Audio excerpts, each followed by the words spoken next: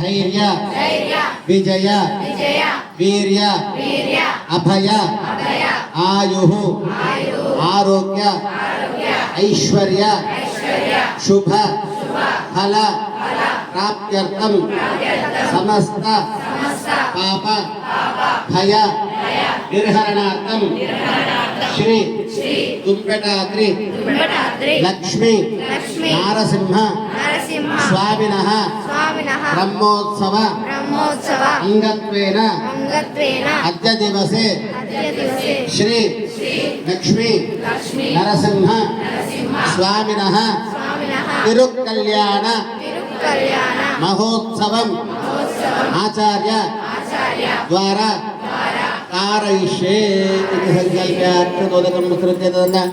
कलश विश्वक्सेन समाराधना पूर्वकं गणपति पूजां करिष्ये इति संकल्प्य कलशाराधनं कृत्वा कलशसम्मुखे विष्णुकण्ठे रुद्रस्तमादृतः मूले तत्र स्थितो ब्रह्मः मध्ये मातृगणास्मृतः सुप्तवसागरा सर्वे सप्तद्वीपो सुन्दरः ऋग्वेदो सामवेदौ शतरुणङ्गचितता सर्वे कलशन्तु समाश्रितः आयान्तदेव पूजातं दुर्दक्षैकारकः चन्द्रचमने देवा गोदावरी सरस्वती नर्मदा सिन्धु कावेरी जलेऽस्मिन् सन्निधिं कुरुः कलशादिस्तवर्णन्दर्याम्ने शुंशुमारमूर्तये नमः ध्यानमावाहनादि षोडशोपचारैरभ्यर्त्या निवेद्य कलशोदकेन पूजा द्रव्यान् देवमात्मानां सम्प्रोक्ष्य पवित्रो वाह सर्वावस्थान्गतोऽपि हस्त्रेत् पुण्डरीकाक्षं కడిగేటువంటి భాగ్యాన్ని ఆ నరసింహస్వామి అడిగినటువంటి పాదం అంటది వట్టి పాదం కాదు.